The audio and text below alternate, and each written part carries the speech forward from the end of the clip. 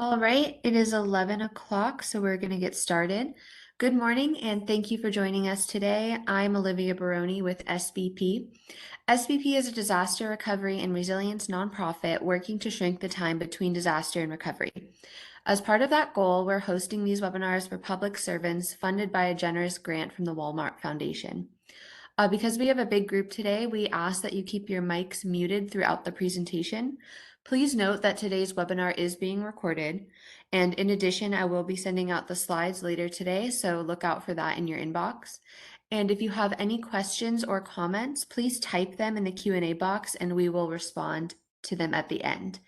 So now I'm going to pass it over to our Senior Government Advisor, J.R. Sanderson.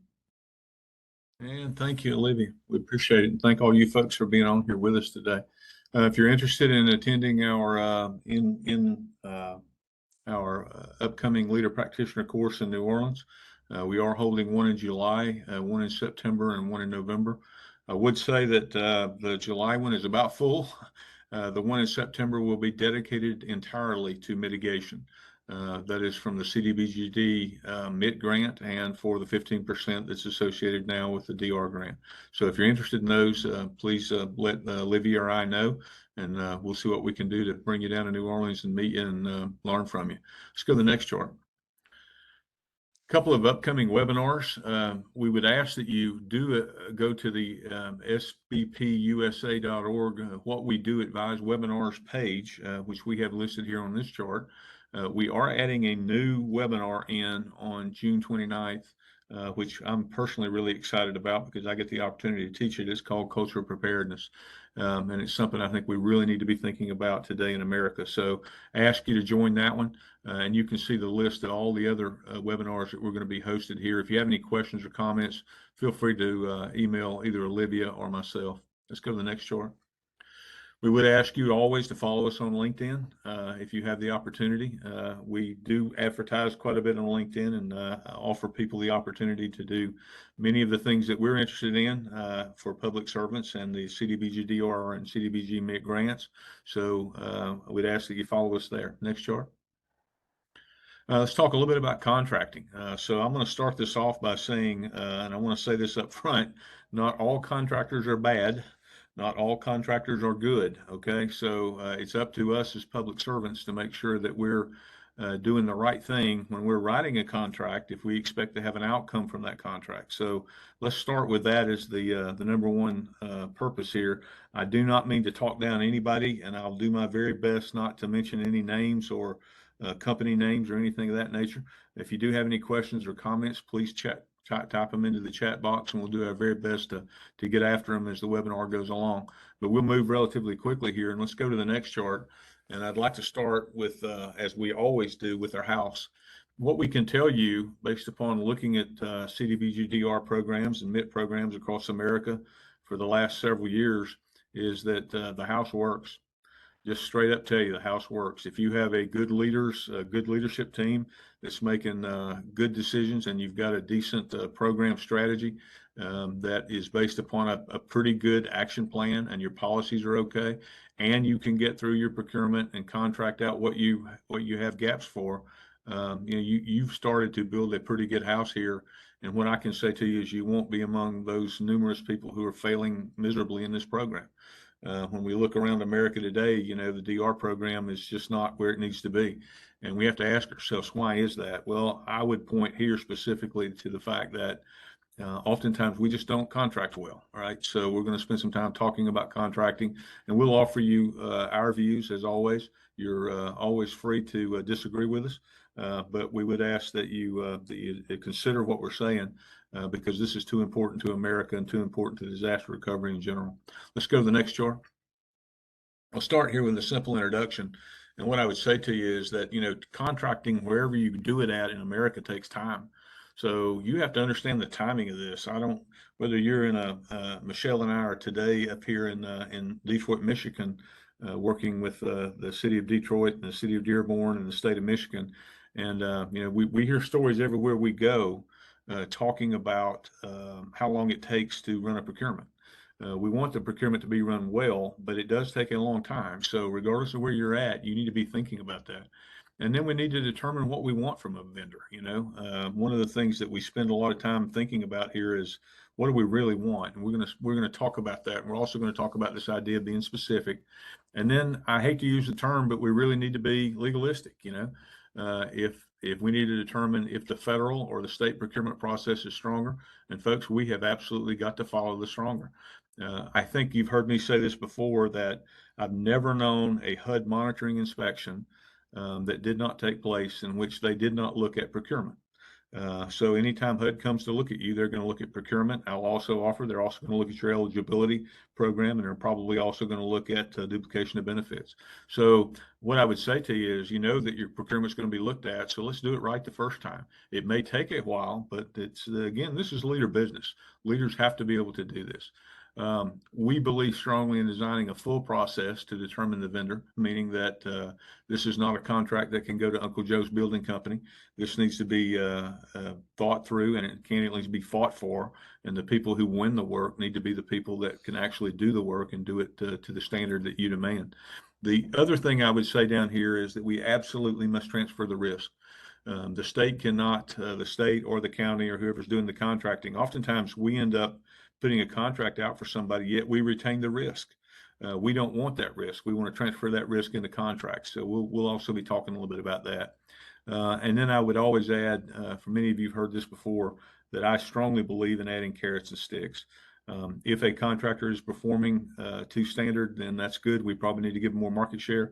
If a contractor is not doing well, then I would argue always that we need to have a stick there, a punishment system, if you will.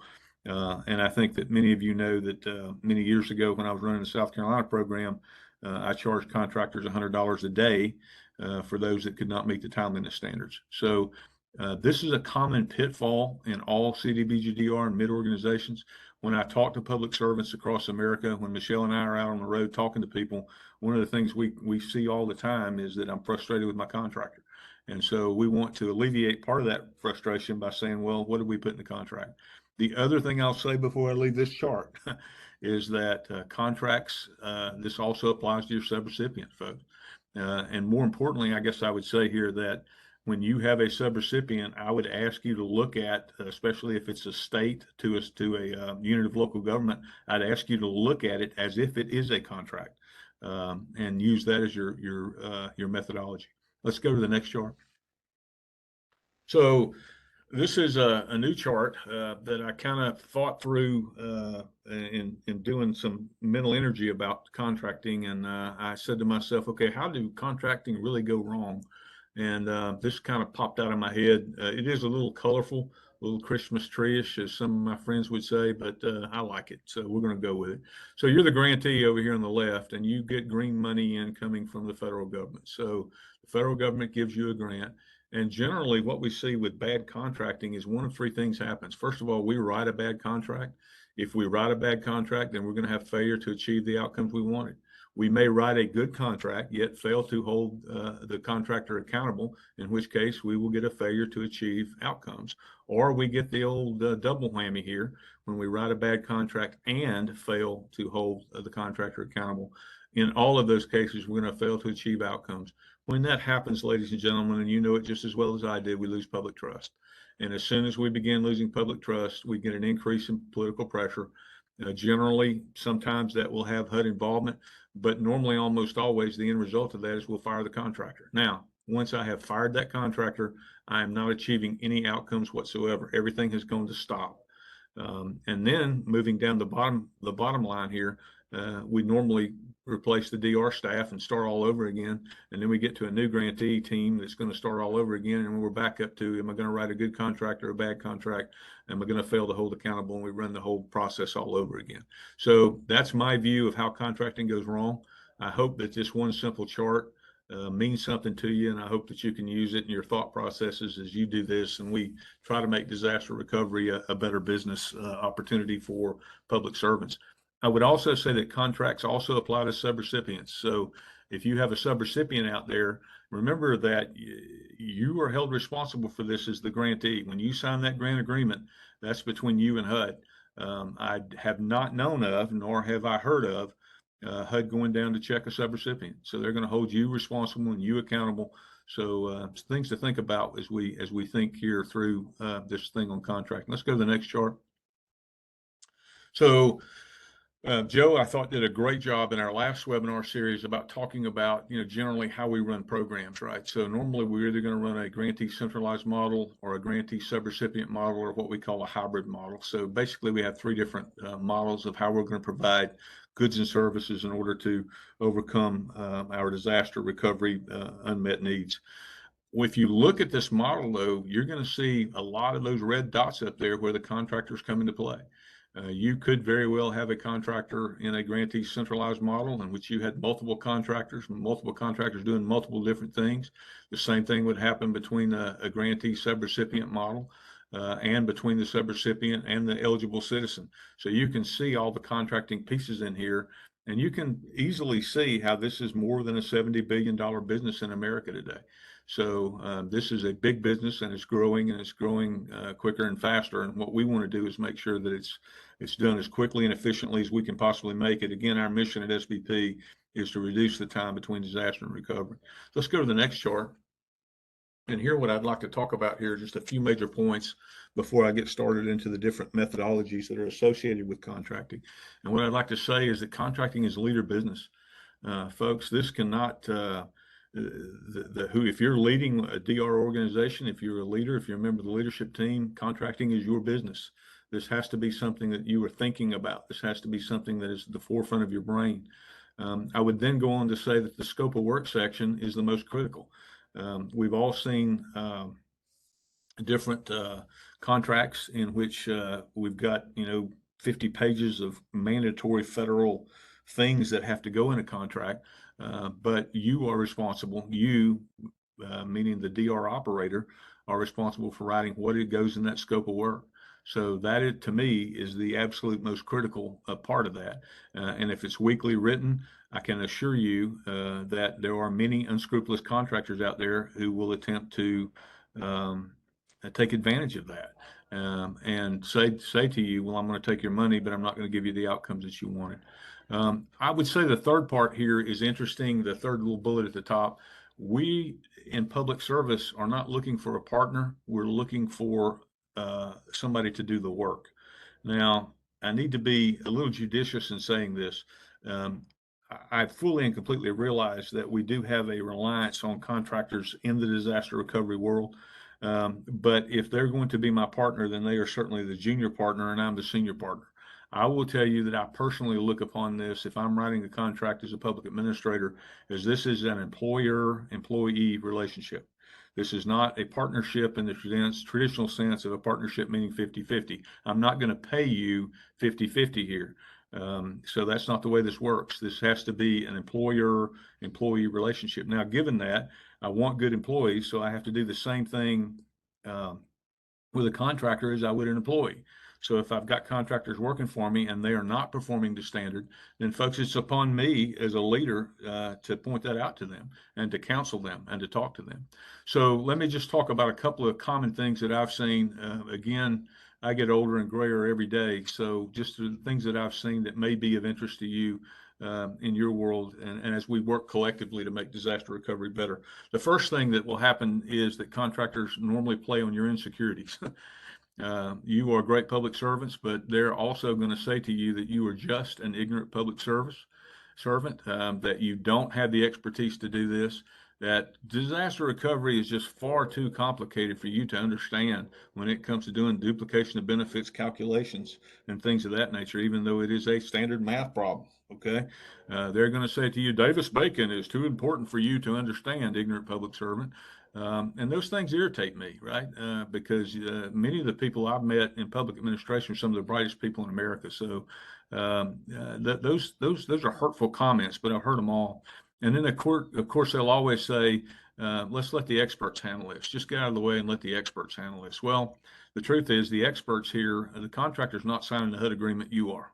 So you have to be the expert, right? And of course, we always hear this phrase, we're here to partner with you. Again, I'm not necessarily looking for a partner in this. I'm looking for an employee or a series of employees. I'm looking for outcomes. So let's think of it in those terms, and I think that will help. There are some common disaster recovery tricks that are played that we see oftentimes in contracting that you may have seen yourself. I know that many of you have told me this. The first and foremost of which is what we call the bait and switch. The bait and switch is when you get to see the resumes of the chief executives and people that have long, historic, wonderful, flowing resumes. But when it comes time to execute, they show up with Ellie Mae and Jed, who just graduated from college, and they're going to run your program for you. So it's called a bait and switch. You need to make sure that you're thinking about that. And I'm seeing that more and more in contracting across America, where especially local governments are saying, wait a minute, don't do this bait and switch on me. If you put a resume in here, that's the person I expect to show up on my doorstep. The second is they'll oftentimes sell a dream team, but what you get is the pickup team. Now, personally, I've had this happen to me before. Okay. So you see the resumes of these people and you say, wow, this is going to be a fantastic team because they put together the glossy, they put it in front of our government officials, and we decided this is who we want to hire. But the truth is that when we get down to the worker level, what we find is that they're in business. So they're going to hire the best subcontractor that they can get for the best price. So be judicious about that. Bullet number 3 up here, folks, you've heard me say this before. Most contracting in America today is I bid it low and I watch it grow. So this is change order city. Most of you in here, and I've had many of you tell me, JR, I'm so frustrated with change orders. What am I going to do? How am I going to do this?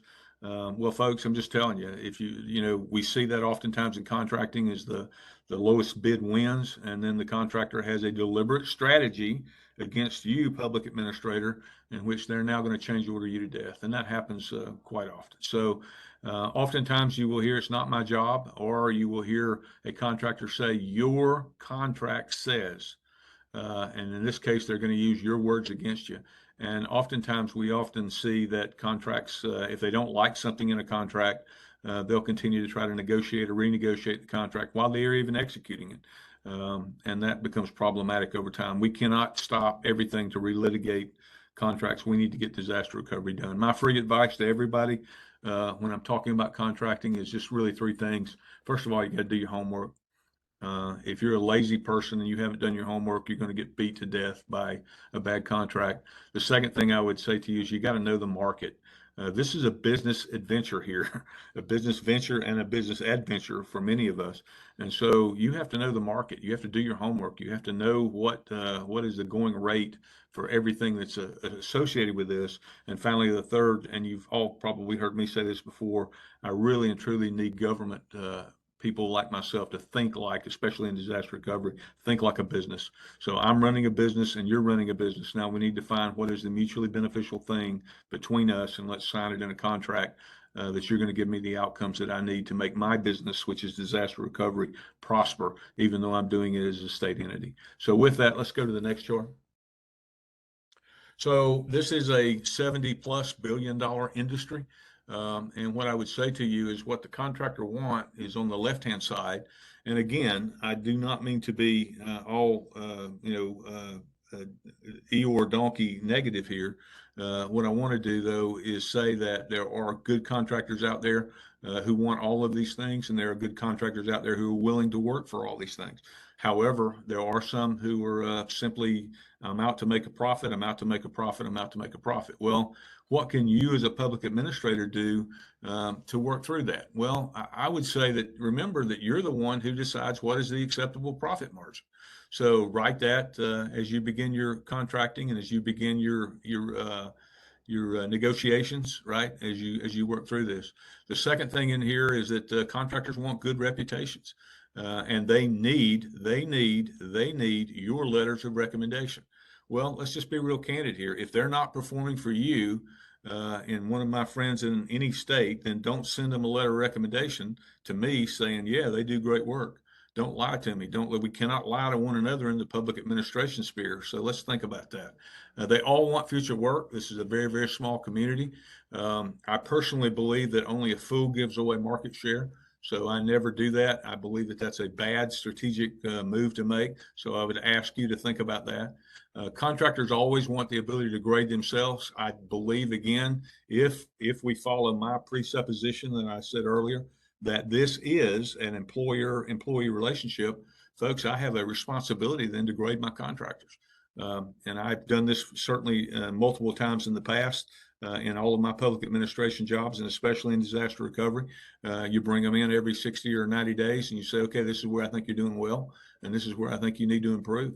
And if we don't do that, then oftentimes we're failing as leaders in the disaster recovery world. I would say to you that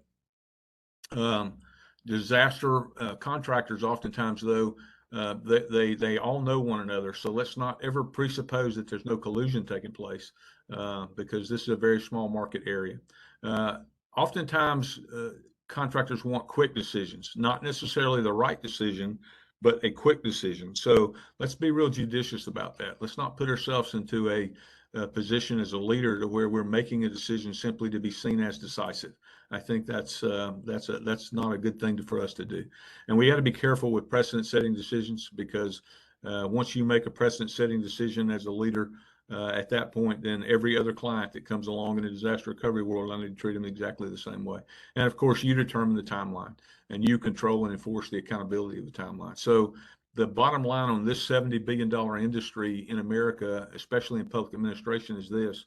Folks, a contract is not a secret document. We're not putting a nuke safety security check in a safe here. This is a document that everybody in my office needs to be able to know about.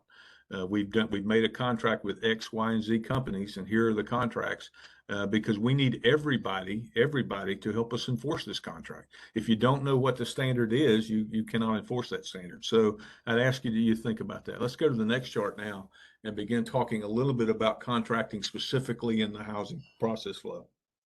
So housing, again, you've heard me say this before, I believe to be the hardest thing that you do in disaster recovery. It is the toughest, in my opinion. So one of the things we have to do here is think about a standard process that we showed you all before here, starting with outreach and ending with closeout. And we need to ask ourselves, what are we contracting for?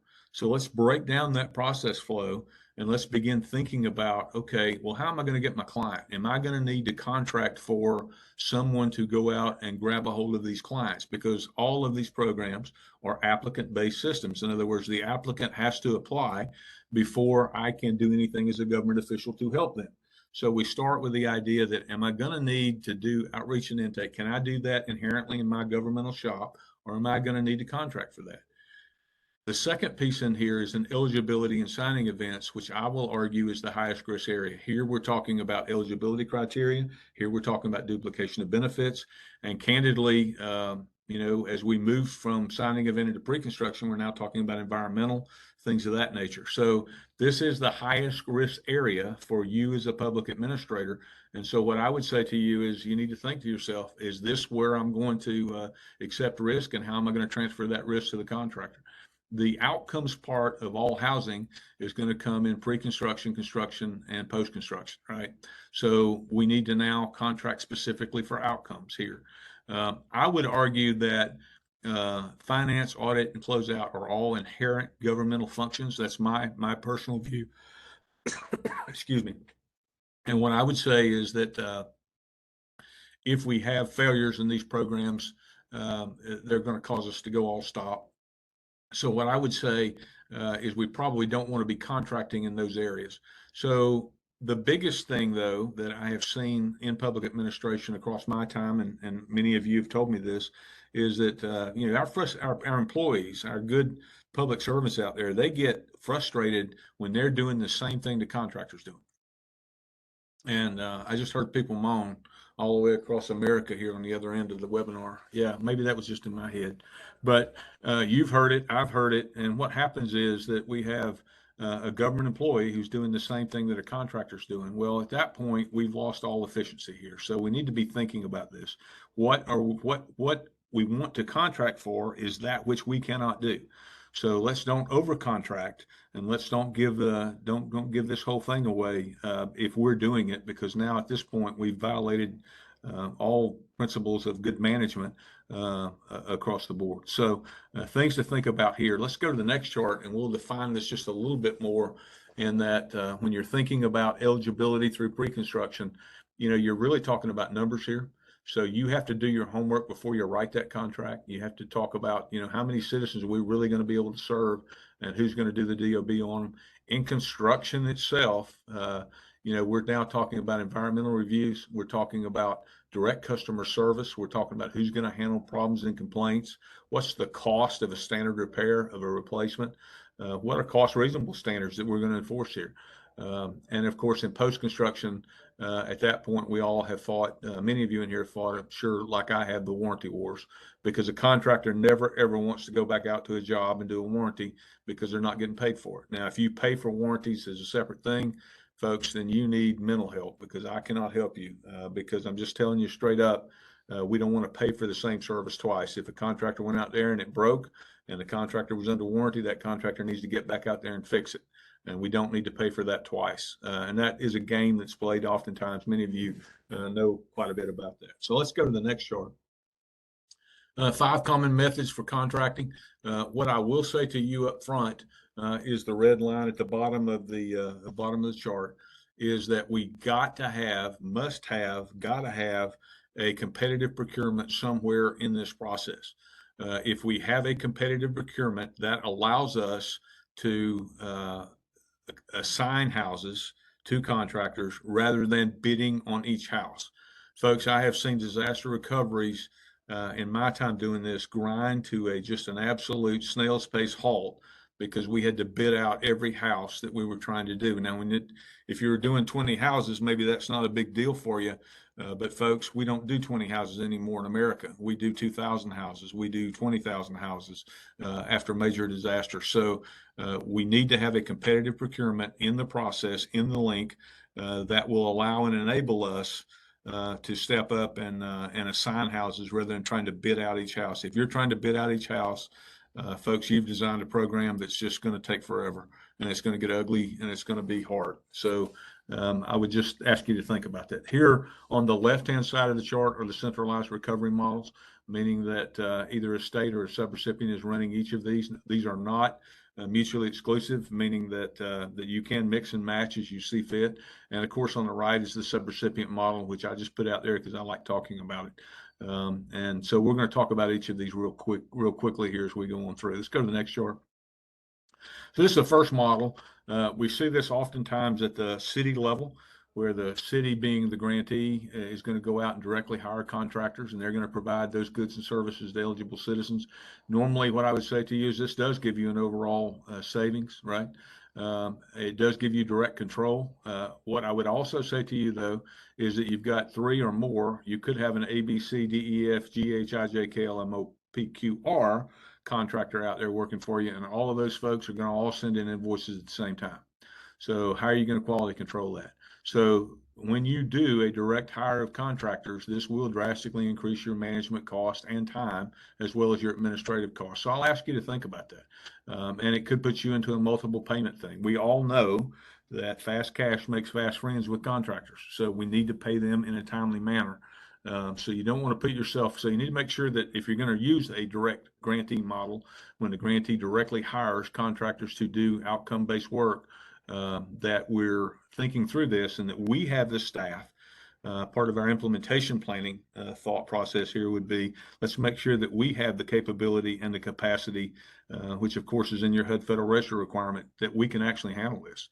All too often this fails because we go out, we hire the contractors, we pound ourselves on the chest and call ourselves tremendously successful for getting it done, and then realize, wait a minute, they're actually doing work and they're actually wanting to be paid for that work. How are we going to do this? How are we going to manage this? So this is a management thought, and I'll just ask you to consider that. Let's go to the next chart. So now we talk about different contractors for different things, okay? And this is pretty common across the nation. You may very well see an eligibility vendor, somebody who is responsible for doing eligibility, outreach and eligibility, and maybe even a little further than that. They may even sign the client, right? And then from that, you may have somebody separate who's doing construction. I will tell you that this will probably give you an overall potential savings, which will make your bean counters and your procurement officials happy. But what I will say to you is that this will increase your management cost and your time because you're going to have contractor crossfire. I don't know how many of you have ever been in a contractor crossfire before. I have. I've fought in multiple wars and I've raised teenagers, so I kind of know about being in wars, right? I fought the teenage war, right? So what I will, and I won, by the way. But what I would say to you is that when you think about the eligibility versus construction vendor, eligibility is going to say, well, that's on construction. Construction is going to say, no, that's on eligibility. And you're going to have to referee that. So if you follow a model like this, you need to make sure that you are crystal clear in what the standards are for both of these major vendors. Otherwise, you're going to be in problem. The other thing I would say to you is that when eligibility is over, that vendor wants to get out of town because they no longer have work and they no longer have they're no longer making a profit, and they exist to make a profit. So they're going to leave you high and dry. And now you've just got the construction people to deal with. So this happens quite often. I've seen this in multiple places across America.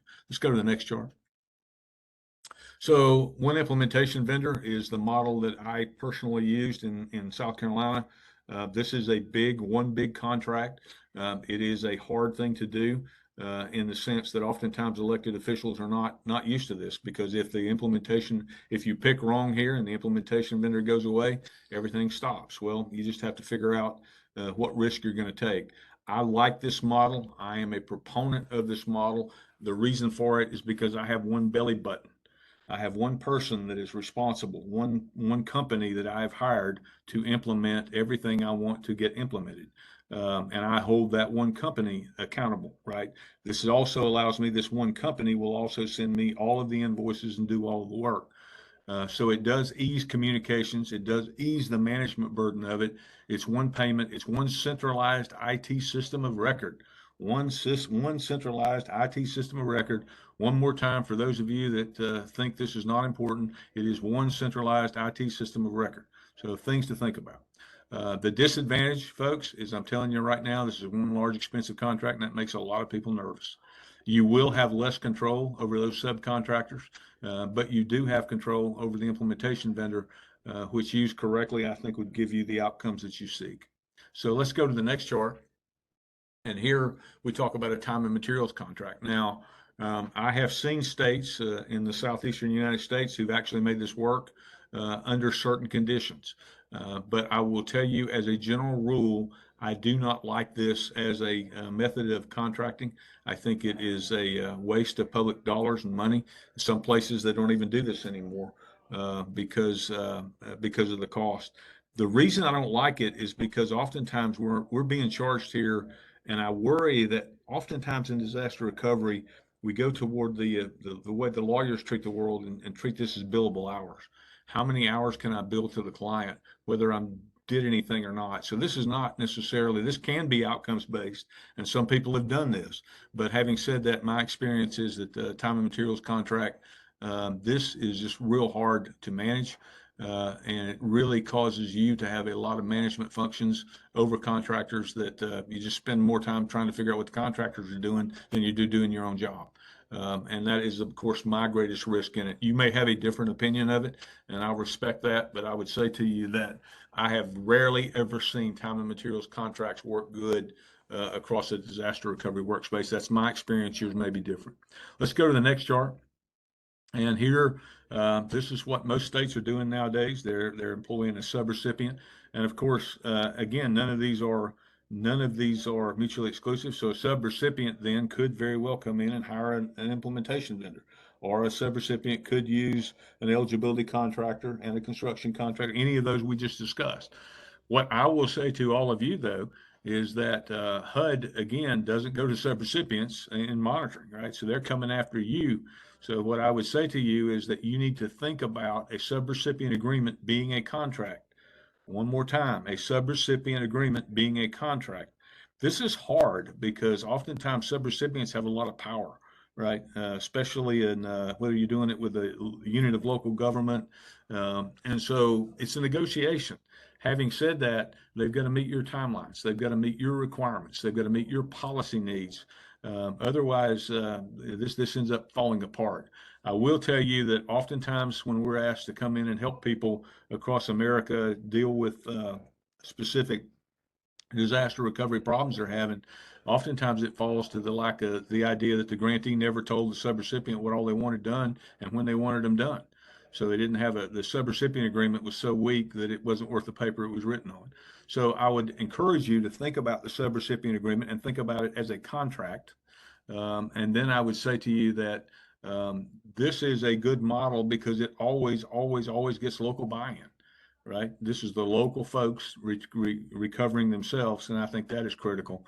But you need to think about how we're going to manage this. If I were to show you now the most common pitfalls that we have in disaster recovery across America, it would be subrecipient management. It's always going to be a top 10. So let's go to the next chart now. And I've talked about this before. Some of you may have seen this chart before. I think I kind of patented it because it has all the wild colors on it. But what I would say to you is, write your draft and then immediately go get with your procurement officials.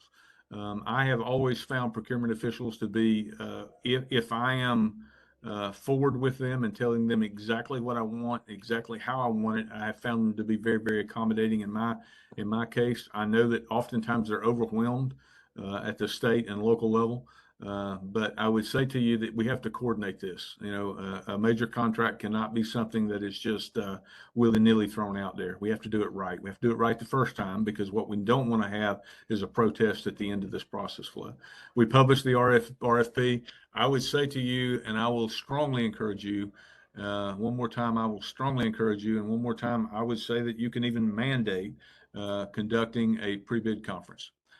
Pre-bid conferences are where you have to answer the hard questions, but it also allows you as a grantee to talk about what your vision is for a common plan, what your vision is for a common process, and what your vision is for a common purpose for what you're trying to contract for here.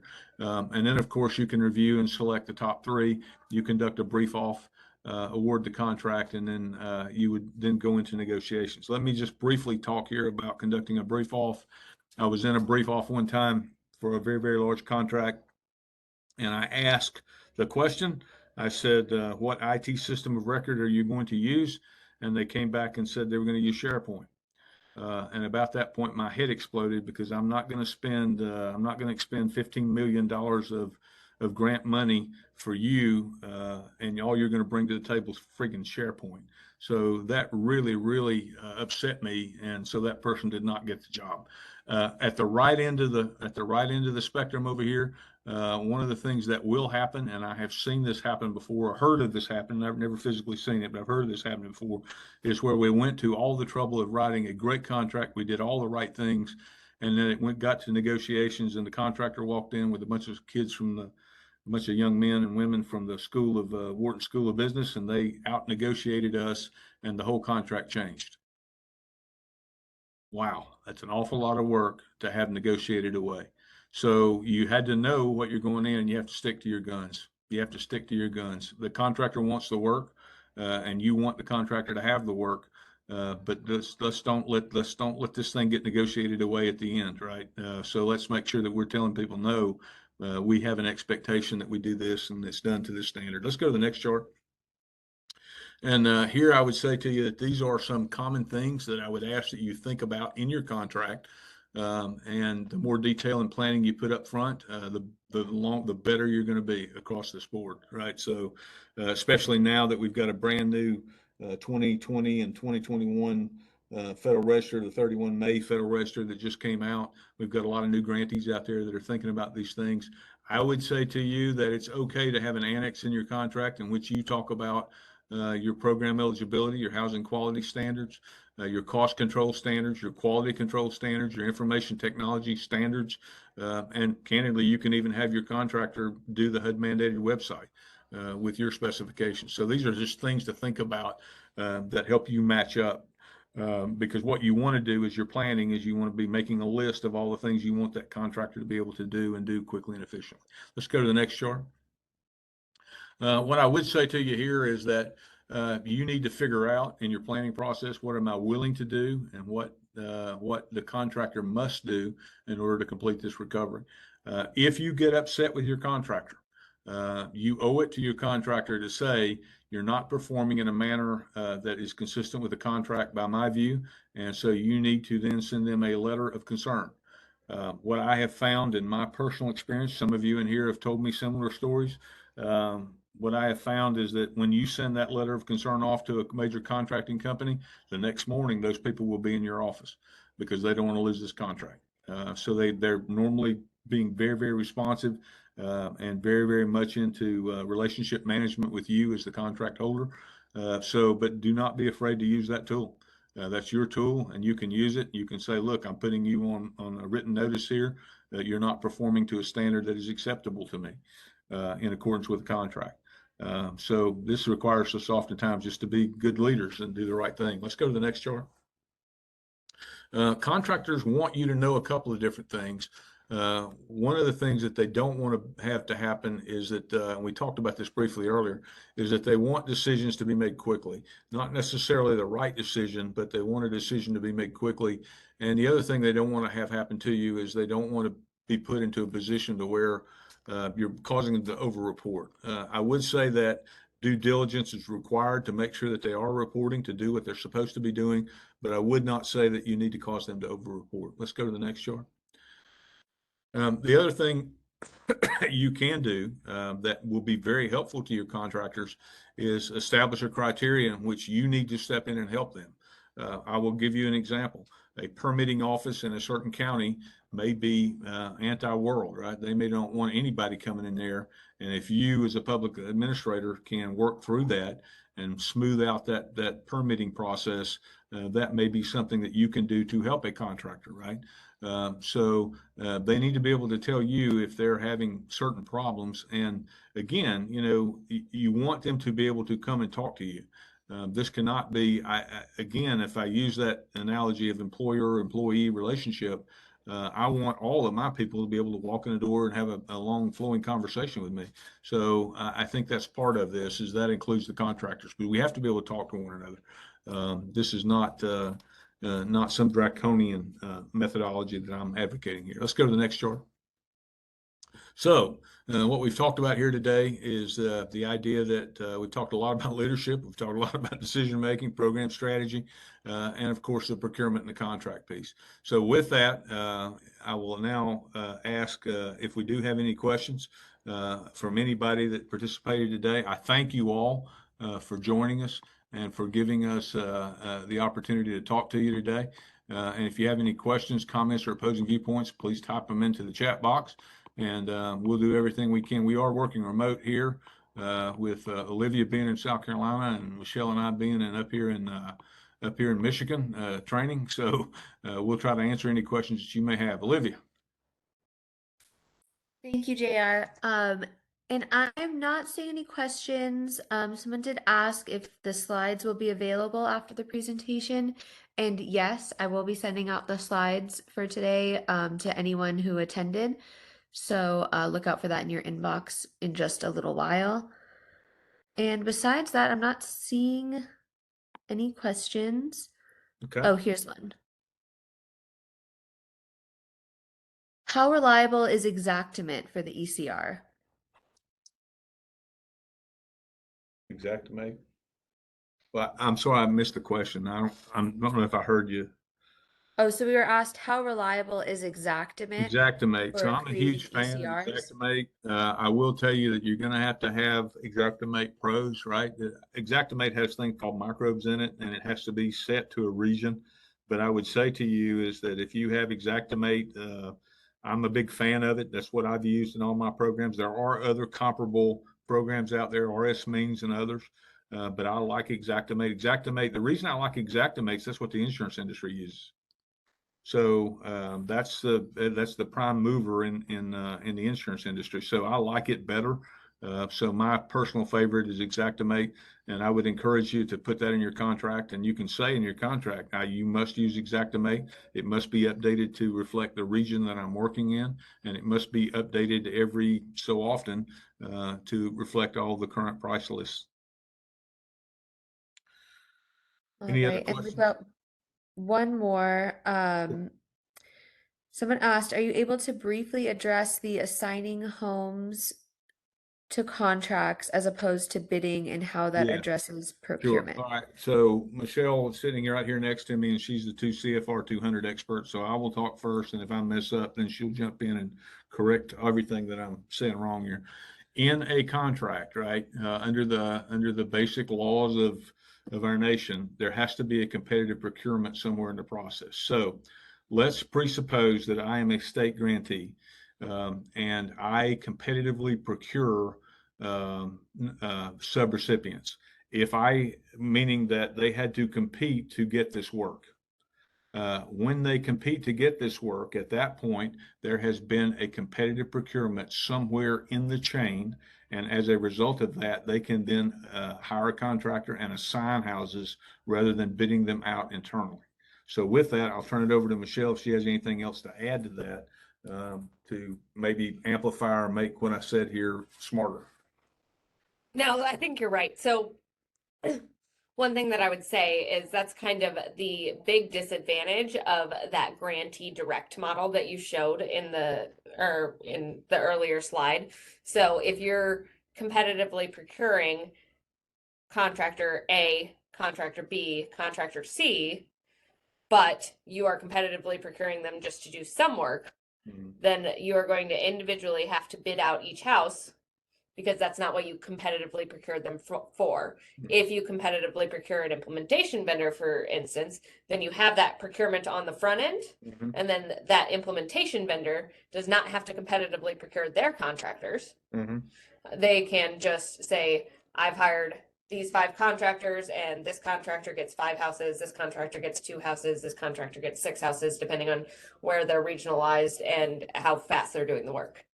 Yeah, and so the point here is that we need to ensure that there's a competitive procurement for the purpose in the chain, and what that will allow us to do is keep out of this idea of bidding out individual houses. I hope that answered your question. If it didn't, send us an email, and we'll amplify on that.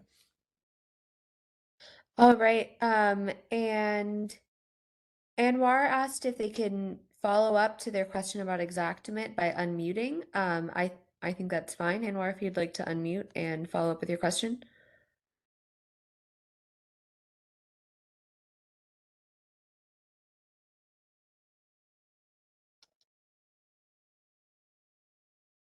Okay, I'm not hearing anything, so I'm going to move on to the next question. And so this question has a couple of parts, so bear with me for a moment. What are the steps to get rid of a bad contractor, and whose responsibility is it to do so? Is it the director or the CDBG-DR director or the contract manager? And when should legal become involved in the process? Yeah, that's a great question. I think that this is the biggest boss that you have. So if you're a CDBG-DR director, I think that that's your responsibility. I really do. I think that it is a consensus responsibility, because I would say that we know that all really good decisions are consensus decisions, right? So I would, in my case, I would be talking greatly to the compliance folks. I would be talking to all of the directors, because you're making a fatal decision here, right? Now, what do you want, right? What do you want that contractor to perform, right? So we're now into a situation to where we probably can work through this by putting that contractor on notice, as opposed to firing him, because when we fire that contractor, we get no outcomes. We've stopped in the water, right? So, and again, I'm thinking here of an implementation type situation. So what I would say to you is that, yeah, it's the leader's responsibility to do that. And I would say to you that what we have found is that if we're talking to the contractor and telling the contractor exactly what specific things we need from them, and we're having good faith, these are hard conversations, folks. These are not easy. So if we had those, then we would work on that. The other option that we always have that we can do is we can amend the contract, right? We own the contract, so we can amend it to change it if we need to. So there are some options out there in that vein. So I hope that answered the question. Let's see what else we got, Olivia. That is all that I'm seeing at this time. Okay. If anyone has any further questions after the meeting, you can feel free to email me or JR and we'll be sure to get to them. So JR, I'll pass it back over to you to discuss our upcoming events. Okay, great. So if you haven't seen this, again, as I spoke earlier, July 19 to 21, I think we're full for this one. We're doing that at the Riverside Hilton in New Orleans, 3 days, again, paid for by the great folks at the Walmart Foundation. September 20th through the 22nd, we're doing that also planning right now at the Riverside Hilton in New Orleans. Again, it's a scholarship provided by the Walmart Foundation. We reimburse your travel. We pay for the lodging, we pay for the instruction, we pay for all my instructors to come down there as well as the course material. And that is going to be mitigation focused. So if you have a CDBG-DR, CDBG-MIT grant, or if you're interested and you're running a DR grant and you now have this requirement to run 15% of that grant directly toward a mitigation activity, then we'll be talking about that also. We're really excited about running the mitigation one in September, and then the one in November 8 to 10 will be a normal leader practitioner course. Let's go to the next chart. If you're interested in attending, just send Olivia or I an email. Let's go to the next chart. Again, the upcoming webinars, I'll ask that you tune into that June 29th one, Culture of Preparedness. I'm really proud of that one. But in July 13th, I'm going to ask Joe Boys from South Carolina to talk about, on that particular webinar, the administering the CDBG MIT grant. We're going to talk about the MIT grant as an entity as well as the 15% part. August 17th, we're going to do federal cross-cutting, which is always a fan favorite. We have a lot of nerds in the audience. I said that with love, so don't y'all stone me to death. But that's always a fan favorite. So the September 7th, we're going to do common pitfalls, and you can read the rest of the list. If you go up to our brand new advised website there at sbpusa.org, and you can click on and attend, get your registration link that way. Let's go to the next chart. And follow us on LinkedIn. We're getting a big following here. Everybody follows Michelle Stennett. They don't necessarily follow me, but that's good. So follow us on that. We keep you updated on what we think is going on in the disaster recovery world. Let's go to the next chart. That is the end of the presentation. Okay. Thank you so much. Thank you, Olivia. Thank you all for tuning in today. And again, if we did not answer your questions, if it helps and we didn't answer it to the way you wanted answered, send us an email. Give us a chance to amplify, and we'll do our best to work it that way. So thank you, Olivia. Great, thank you, JR. And as I mentioned earlier, I will be sending out the slides for today to everyone who is in attendance. So look out for those. And I would just like to thank you again on behalf of SBP and the Walmart Foundation. And we hope to see you again on future webinars or in person at one of our LPC events. Thank you very much.